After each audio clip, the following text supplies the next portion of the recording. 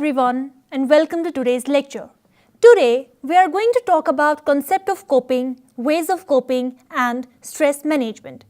The objectives of my topic are understanding the background of stress, to understand concept of coping, understanding the strategies of coping, understand how stress works and develop sustainable behaviors, to get familiar with the concept of stress management, develop personal resources in stress overdraft, develop a personal action plan for stress management. Now, before discussing the topic, it is very important that we understand the meaning and the nature of stress.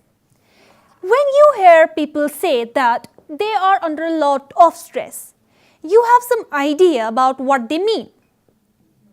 Usually the statement means that they feel unable to deal with the demands of their environment and they feel tense and uncomfortable. Because of the pervasiveness and the commonality of these experiences in our lives, you might expect that defining the concept of stress would be simple, but it isn't.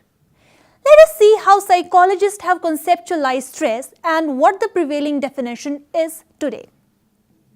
The condition of stress has two components: physical, involving direct material or bodily challenge, and psychological, involving how individuals perceive circumstances in their lives. These components can be examined in three ways. One approach focuses on the environment. Stress is seen as a stimulus, as when we have a demanding job or experience severe pain from arthritis or a death in the family. Physically or psychologically challenging events or circumstances are called stressors. The second approach treats stress as a response, focusing on people's reactions to stressors. When we see an example of this approach, when people use the word stress to refer to their state of tension. Our responses can be psychological, such as your thought patterns and emotions, when you feel nervous, and psychological, as when your heart pounds, your mouth goes dry, and you perspire. The psychological and physiological responses to a stressor is called strain. Now coming to the third approach.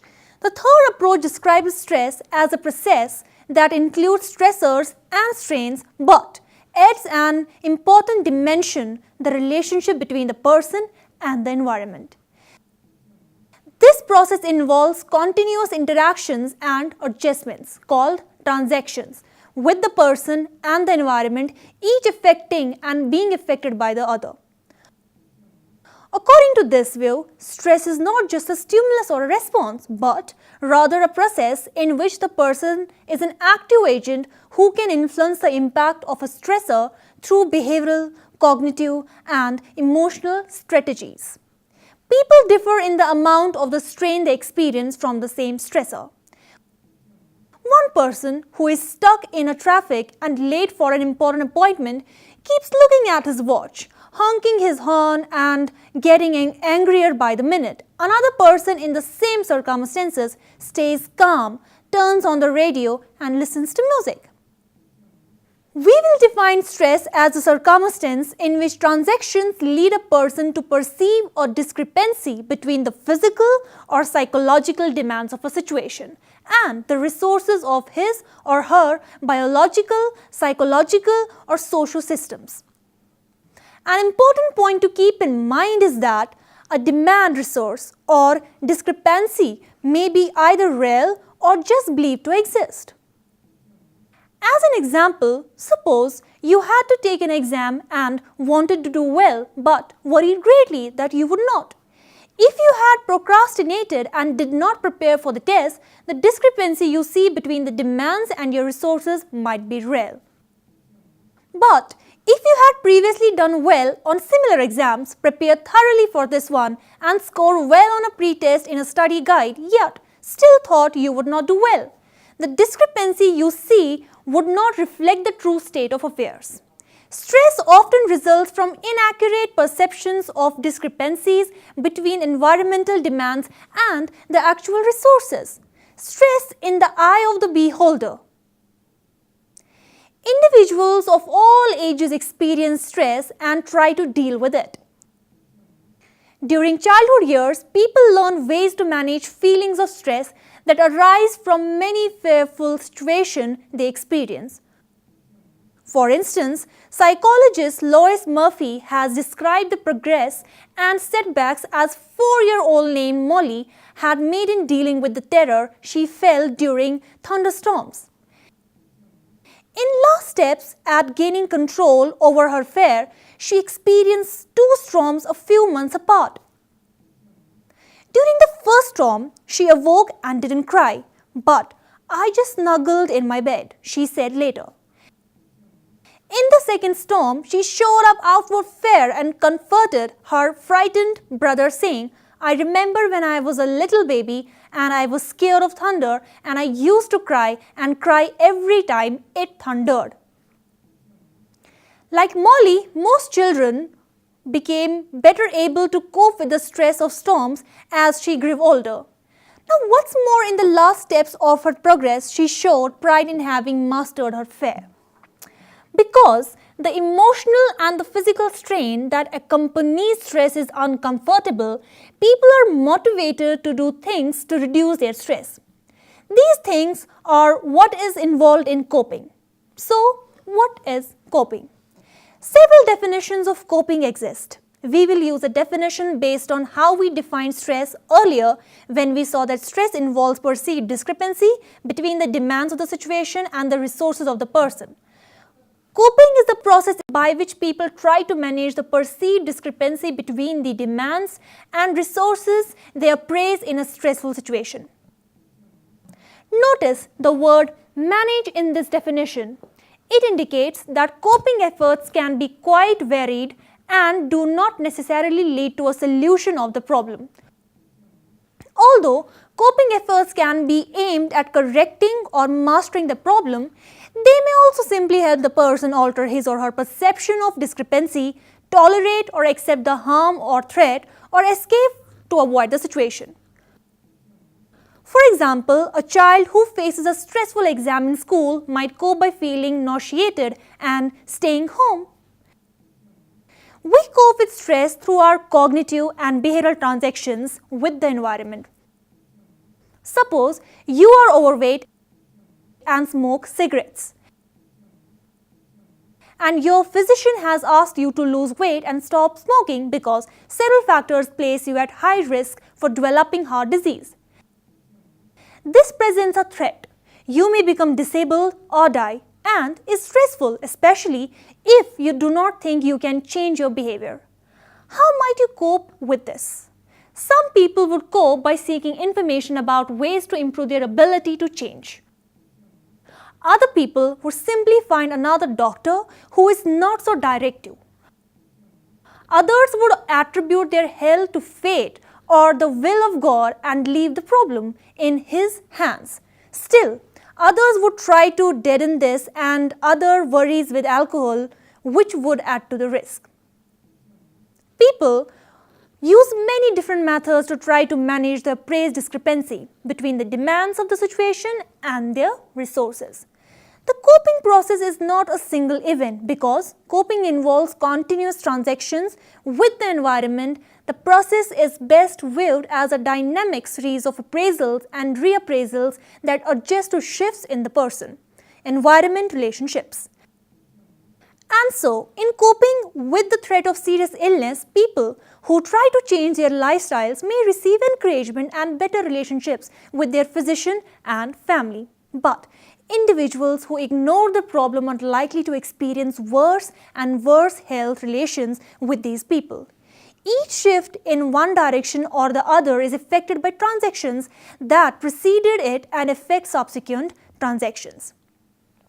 Now let us discuss ways of coping. You have probably realized by now that people have many ways for coping with the stress. Because of this, researchers have attempted to organize coping approaches on the basis of their functions and the methods they employ. Researchers have described different types of coping. Some differentiate between approach and avoidance coping, while others describe emotion-focused and problem-focused coping. Approach versus avoidance. Roth and Cohen in 1986 defined two basic modes of coping: approach and avoidance. Approach coping involves confronting the problem, gathering information, and taking direct action. In contrast, avoidant coping involves minimizing the importance of the event. People tend to show one form of coping or the other, although it is not possible for someone to manage one type of problem by denying it and another by making specific plans. Some researchers have argued that approach coping is consistently more adaptive than avoidant coping. However, research indicates that the effectiveness of coping style depends upon the nature of the stressor.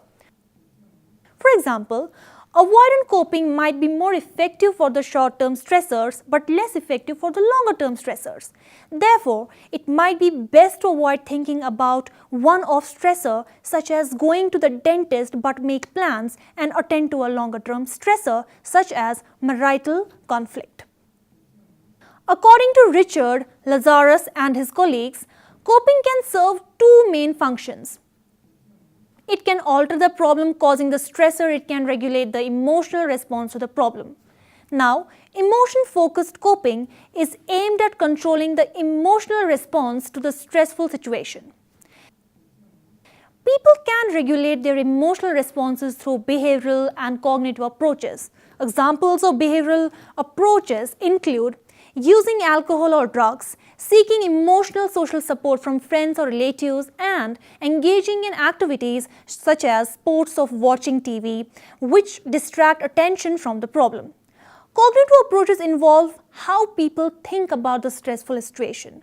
In one cognitive approach, people redefine the situation to put a good face on it, such as by noting that the things could be worse, making comparisons with individuals who are less well off, or seeing something good growing out of the problem. People who want to redefine a stressful situation can generally find a way to do it, since there is almost always some aspect of one's life that can be viewed positively. Other emotion-focused cognitive processes include strategies, Freud called defense mechanisms, which involve distorting memory or reality in some way.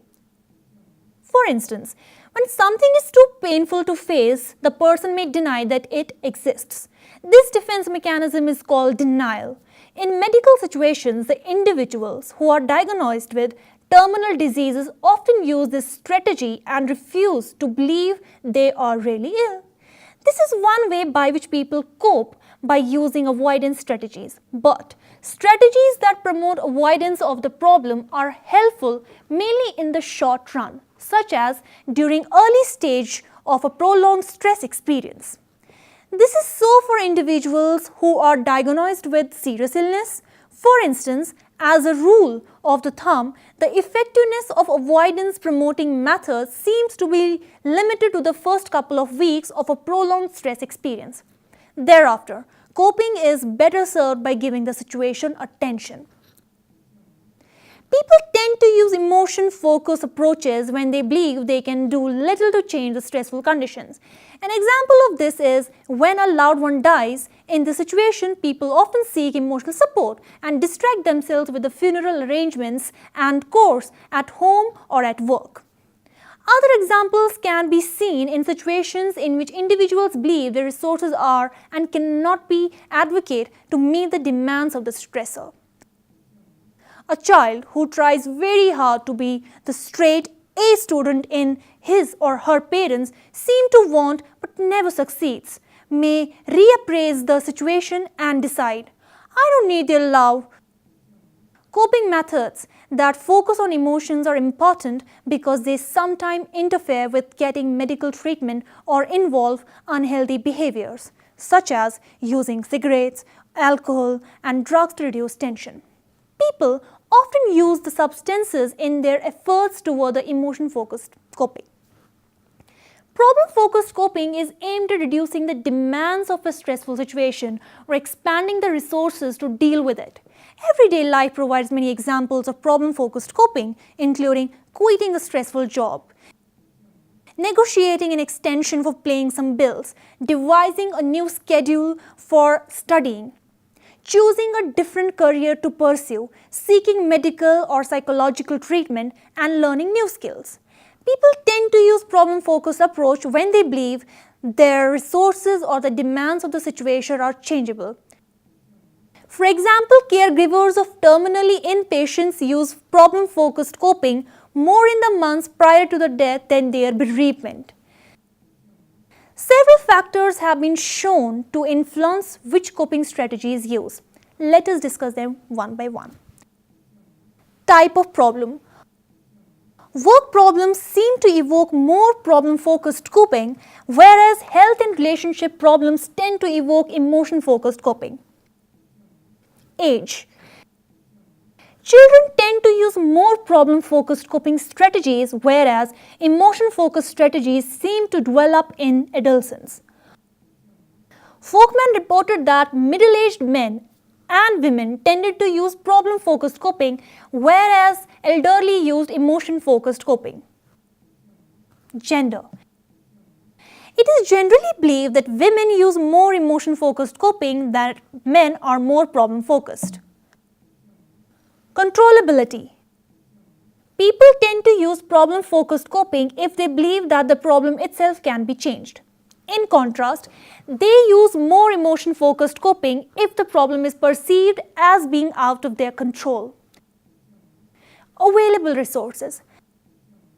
Coping is influenced by external resources such as time, money, children, family, and education. Poor resources may make people feel that the stressor is less controllable by them, resulting in a tendency not to use problem-focused coping. Now coming to the next portion, that is stress management. Many people have difficulty in managing stress themselves. Accordingly, health psychologists have increasingly turned their attention to developing techniques of stress management. Who participates in stress management programs? Some people obtain help in stress management through private therapists in one-to-one psychotherapeutic experience.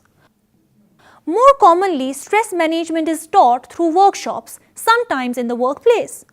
Basic techniques of stress management can also help people reduce their risk of illness, ranging from tension, headaches to heart diseases. Now, basic techniques of stress management. Stress management programs typically involve 3 phases. In the first phase, participants learn what stress is and how to identify the stressors in their own lives. In the second phase, they acquire and practice skills for coping with stress. In the final phase, they practice these stress management techniques in targeted stressful situations and monitor their effectiveness. As an example, college can be an extremely stressful experience for many new students. For some, it is their first time away from home and they must cope with living in a dormitory surrounded by strangers. They may have to share a room with another person from a very different background and with very different personal habits. High noise levels, communal bathrooms, institutional food, and rigorous academic schedules may all be trying experiences for new students. Academic life may prove to be more difficult than they had expected, and if they see little prospect for improvement, they may become increasingly anxious, find that the college environment is too stressful, and drop out. Recognizing that these pressures exist, college administrators have increasingly made stress management programs available to their students. A stress management program. An example of a program called Combat Stress Now, that is CSN, make use of these various phases of education, skill, acquisition, and practice. Identifying stressors. In the first phase of the CSN program, participants learn what stress is and how it creates physical wear and tear. In sharing their personal experience of stress, many students find reassurance in the fact that so many other students have experiences similar to their own. They learn that stress is a process of psychological appraisal rather than a factor inherent in the events themselves. Thus, college life is not inherently stressful but is a consequence of the individual's perceptions of it. Through these messages, the students begin to see that if they are armed with appropriate stress management techniques, they will come to experience currently stressful events as less stressful. Monitoring stress. In self-monitoring phase of CSN program, students are trained to observe their own behavior closely and to record the circumstances that they find most stressful. In addition, they record their physical, emotional and behavioral reactions to those stresses as they experience them. Students also record their own maladaptive efforts to cope with these stressful events, including excessive sleeping or eating, television watching, and alcohol consumption. Identifying stress antecedents. Once students learn to chart their stress responses, they are encouraged to examine the antecedents of these experiences. They learn to focus on what events happen just before they experience feelings of the stress. For example, one student may feel overwhelmed with academic life only when contemplating having to speak out in the class, whereas another student may experience stress primarily when thinking about having to use a computer in a particularly demanding course. Thus, by pinpointing exactly those circumstances that initiate feelings of stress, students can more precisely identify their own trouble spots. Avoiding negative self-talk. Students are next trained to recognize and eliminate the negative self-talk they go through when they face stressful events. Negative self-talk can contribute to irrational feelings that perpetuate stress. For example, the student who fears speaking out in class may recognize how self-statements contribute to this process.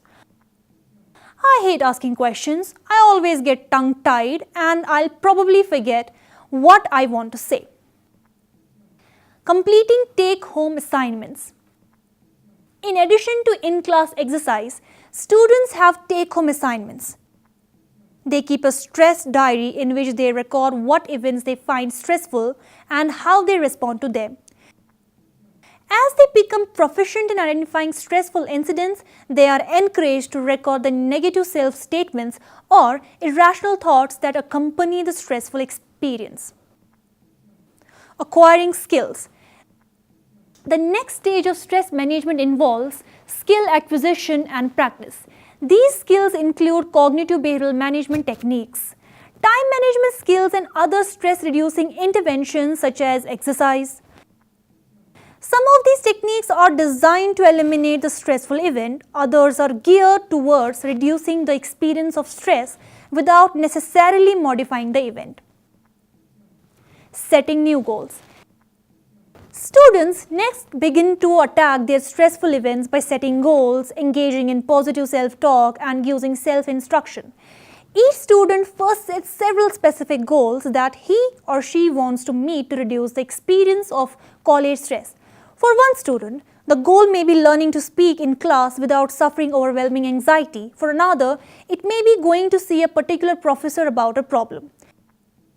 Once the goals have been set, the next challenge is to identify specific behaviors that will meet those goals.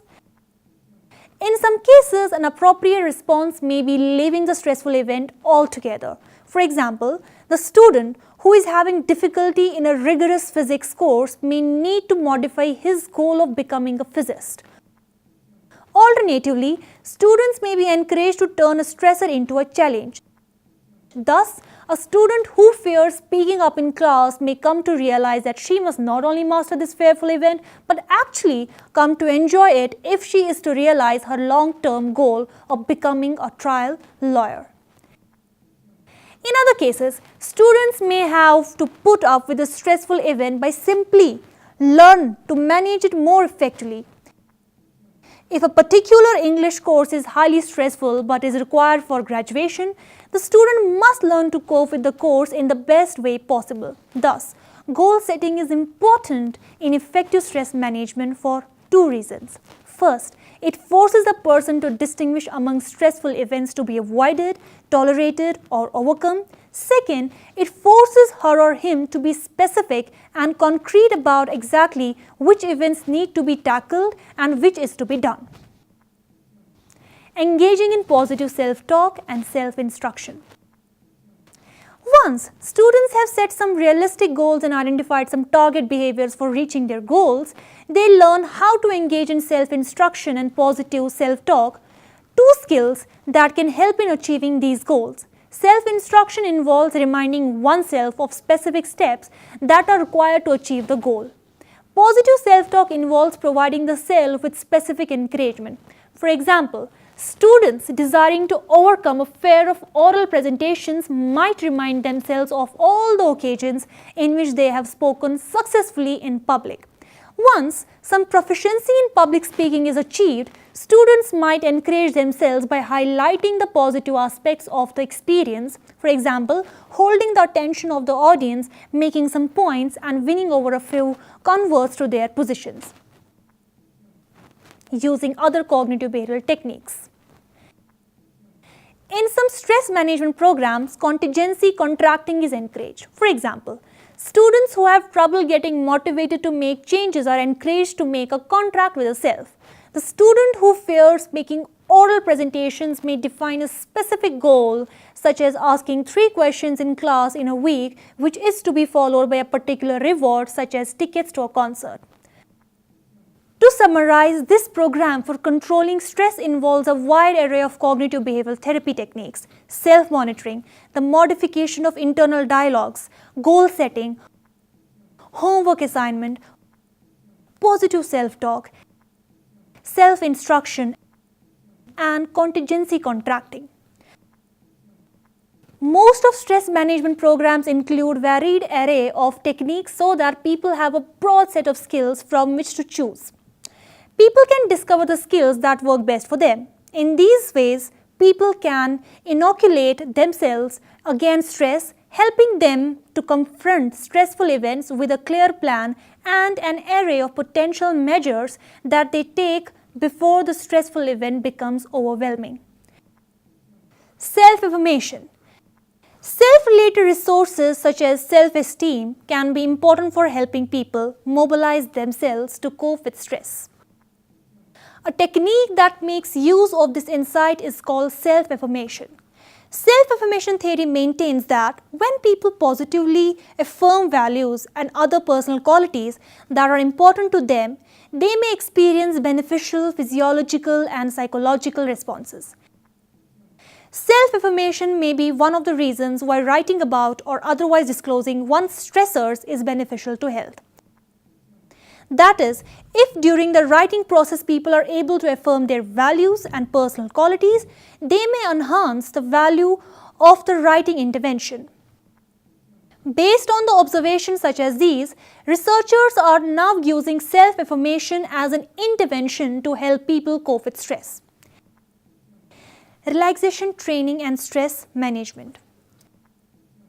Whereas the techniques we have discussed so far give a person cognitive insights into the nature and control of stress, another set of techniques, relaxation training, affects the physiological experience of stress by reducing arousal. Relaxation training therapies include progressive muscle relaxation training, guided imagery, transcendental meditation, and other forms of meditation including yoga and hypnosis. What are the benefits? These techniques can reduce heart rate, muscle tension, blood pressure, inflammatory processes, lipid levels, self-reports of anxiety, and tension among other physical and psychological benefits. Because of the value of relaxation for physical and mental health, most stress management interventions include relaxation therapy. First, people learn how to control their breathing, taking no more than 6 to 8 breaths per minute. They learn to relax the muscles in each part of the body progressively until they experience no tension, progressive muscle relaxation. They learn to identify the particular spots that tense up during times of stress, such as the jaw that clamps shut or fists that tighten up. By becoming aware of these reactions, they can relax these parts of the body as well. Thus, for example, When students find that the stress of college life is overwhelming them, they can take 5 or 10 minutes break in which they breathe deeply and relax completely. They then return to their task free of some of their previous tension. Related techniques such as yoga may also have health benefits. For example, one study found that people who regularly practiced yoga experienced more positive emotions and showed lower inflammatory responses to stress than those who were new to the practice of yoga. Yoga then may ameliorate the burden that stress places on an individual. Even joyful music can be a stress buster. Supplementary stress management skills. In addition to the basic cognitive and relaxation skills of stress management, many programs include supplementary skills. In many cases, the experiences of stress depends on feeling that one has too much to do in too little time. Consequently, many stress management programs include training in management and planning. Many stress management programs emphasize good health habits and social skills as additional techniques for the control of stress. These include good eating habits, exercise, assertiveness in social situations, and use of social support. Likewise, regular exercise reduces stress. At least 20 to 30 minutes of sustained exercise at least 3 times a week is widely encouraged for all the participants in the CSN program.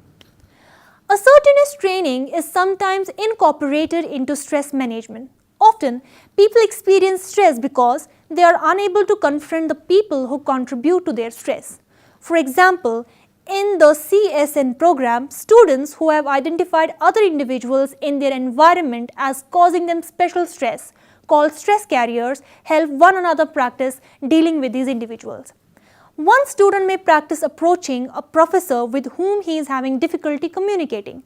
Another student may practice dealing tactfully with a roommate who constantly brags about how well she is doing in her classes.